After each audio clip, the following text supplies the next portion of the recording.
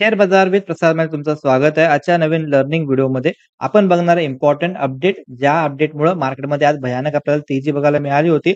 Nifty almost ह्याच्यामध्ये 24,876.95 च्या आसपास क्लोजिंग आलाय आणि 245 पॉइंटचा ह्याच्यामध्ये आजच्या दिवशी आपल्याला गॅप अप बघायला मिळाला होता. असे खूप सारे सेक्टर होते, खूप सारे कन्झ्युमर सेक्टर आणि ऑटो सेक्टरमध्ये भयानक आपल्याला मोमेंटम बघायला भेटली. ओके. आणि त्याच्या मागचं रिझन काय होतं, तर त्याच्या मागचं रिझन होतं, की आपले जे प्राईम मिनिस्टर होते, मोदी साहेब यांनी अनाउन्समेंट केली होती शुक्रवारी, ओके.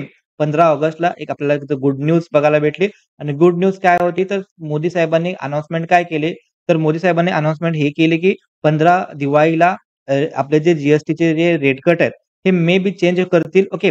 आणि ह्याच्यामध्ये जर का आपण बघायला गेलो, जी रिफॉर्म करणार होते आणि जी म्हणजे जर का बघायला गेलो, तर goods and service taxes in India. तर हे पूर्वी काय होते, तर पूर्वी ह्याच्यामध्ये 5% चा टॅक्स स्लॅब होता. त्यानंतर ह्याच्यामध्ये 12% चा टॅक्स स्लॅब होता आणि त्यानंतर 18% चा टॅक्स स्लॅब होता. आता याच्यामध्ये चेंजेस करणार आहेत आणि कोणते प्रॉडक्ट कमीला आणणार, कोणते प्रॉडक्ट महागला आणणार ते पण आपण डिस्कस करूया.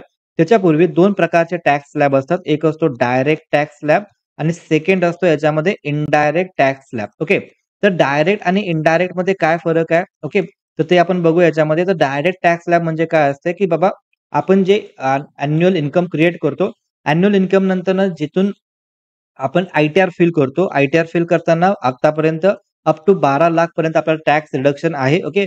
ज्यांचं पण इन्कम 12,00,000 कमी आहे, त्यांना टॅक्स बेनिफिट बसतात. बट इनडायरेक्ट टॅक्स म्हणजे काय असते? आपण जी पण वस्तू बाय करतो, कुठली पण खरेदी वस्तू करतो. सपोज एक गाडी खरेदी करतोय किंवा आपण गाडीचा टायर खरेदी करतोय. कुठली पण आपण वस्तू मेडिकलमध्ये कुठली पण वस्तू बाय करतो किंवा कुठली पण कन्झ्युमेबल वस्तू ज्यावेळी पण आपण बाय करतो. आपण जर का साधं आपण एक्झाम्पल घ्यायला गेलो याच्यामध्ये सपोज एक बिस्किट जरी बघायला गेलो, तर ते पण बाय करताना त्याच्यावरती आपल्याला जी पे करावा लागतो. ओके.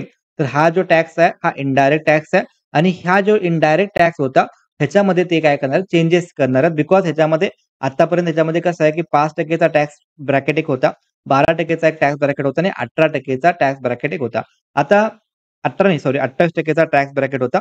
आता याच्यामध्ये त्यांनी चेंजेस कोणते-कोणते करतायत, तर ह्याच्यामध्ये त्यांनी चेंजेस करतायत, की जे पण 12% चं जे पण टॅक्स ब्रॅकेट आहे, तर ह्याला जास्तीत जास्त 90% प्रॉडक्ट ह्याने 12% च्या टॅक्स स्लॅबमधून 5% च्या टॅक्स स्लॅबमध्ये न्यायचा प्रयत्न करणार आहेत. ओके, दिवाळीच्या आसपास. तर हे कोणते-कोणते तर ते पण आपण गोष्टी याच्यामध्ये चेकआउट करूया. तर जर का आपण बघायला गेलो त्याच्यामध्ये तर त्यांचं असं म्हणणं होतं, की टॅक्स स्लॅब ओके दिवाळीनंतर त्यांनी काय चेंजेस काय करणार आहेत, की जे प्रॉडक्ट आता 12% च्या टॅक्स ब्रॅकेटमध्ये येतात, त्यांना 5% च्या टॅक्स ब्रॅकेटमध्ये आणण्याचा प्रयत्न करणार. म्हणजे याच्यामध्ये जवळपास 7% चं डिक्रीज. त्यानंतर जर का आपण बघायला गेलो याच्यामध्ये जे प्रॉडक्ट 28% च्या टॅक्स ब्रॅकेटमध्ये येतील, त्यांना ते 18% च्या टॅक्स ब्रॅकेटमध्ये आणायचा प्रयत्न करणार आहेत आणि त्यानंतरनं जे प्रॉडक्ट 28% च्या टॅक्स ब्रॅकेटमध्ये होते, त्यांना मे बी 40% च्या टॅक्स ब्रॅकेटमध्ये नेणार. म्हणजे काही गोष्टी महाग पण होतील, काही गोष्टी स्वस्त पण होतील. बट स्वस्त होणाऱ्या गोष्टी खूप जास्त आहेत आणि महाग होणाऱ्या ज्या गोष्टी आहेत, मे बी त्याच्यामध्ये टोबॅको असेल, ओके, सिगारेट असेल, ते ह्याच्यामध्ये इन्क्लूड आहे. ह्याच्यावरती मे बी बिअर, ह्याच्यावरती मे बी त्यांनी चार्जेस जास्त लावणार आहेत. ओके. आता ह्याचा फायदा डायरेक्टली कोणत्या सेक्टरला होऊ शकतो? तर ह्याचा फायदा डायरेक्टली कन्झ्युमेबल सेक्टर आणि त्यानंतरनं ऑटो सेक्टर, त्या रिलेटेड वस्तू आणि बाकी तुम्ही सर्च करू शकता. ओके. तर तिथं त्यांना फायदा होणार. कारण की ज्यांचा पण टॅक्स कमी होणार आहे, त्या ऑब्व्हियसली त्या गोष्टी काय होतील, स्वस्त होतील आणि त्याच्यामुळं कन्झ्युमिंग वाढेल. ओके. ह्याच्या मागचा पर्पज मे बी मला असं वाटतं ह्याच्या मागचं पर्पज काय असू शकतं? तर जी ओके. भारताचा जर का जर का त्याला स्टेबल ठेवायचं असेल, अपसाइड ग्रोथ दाखवायची असेल, जी कधी स्ट्राँग होणार? तर जी-डी-पीचा एक फॉर्म्युला आहे. फॉर्म्युला काय आहे? तर C plus I plus G plus into X minus M. आता एक्स म्हणजे काय असते? तर एक्स म्हणजे हा एक्सपोर्ट, एम म्हणजे हा याच्यामध्ये ओके. याच्यामध्ये जर का आपण बघायला गेलो सी म्हणजे काय येते? सी म्हणजे येतो याच्यामध्ये कन्झ्युमर गुड. त्यानंतर आय म्हणजे काय येते? इन्व्हेस्टमेंट स्पेंडिंग, गव्हर्नमेंट स्पेंडिंग आणि एक्सपोर्ट आणि इम्पोर्ट. ओके. आता याच्यामध्ये इम्पोर्ट किंवा एक्सपोर्ट ओके. आता आपल्या भारतामध्ये तर बऱ्यापैकी गोष्टी काय होतात? ऑइल, क्रूड ऑइल ते काय होते? इम्पोर्ट होतं आणि एक्सपोर्ट कुणाला होते? तर एक्सपोर्ट होत होते जास्तीत जास्त यूएसला. आता यूएस तर टॅरिफ लागला. टॅरिफमुळे काय होणार आहे?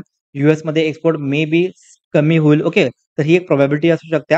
बट त्याला टेक ओव्हर करायला, त्याच्यावरती कंट्रोल करायला ह्याच्यामध्ये एक चांगल्या प्रकारे ह्याच्यामध्ये गोष्टी आल्या ज्यामध्ये की जी कमी केला. जी कमी केल्यानंतर काय होईल? Consumer good okay. Consumer goods हे काय होणार? जास्त होणार. म्हणजे काय आहे? आपल्या ह्याच्यामध्ये जवळपास 150 करोडच्या वरती काहीतरी लोकसंख्या असेल. ओके.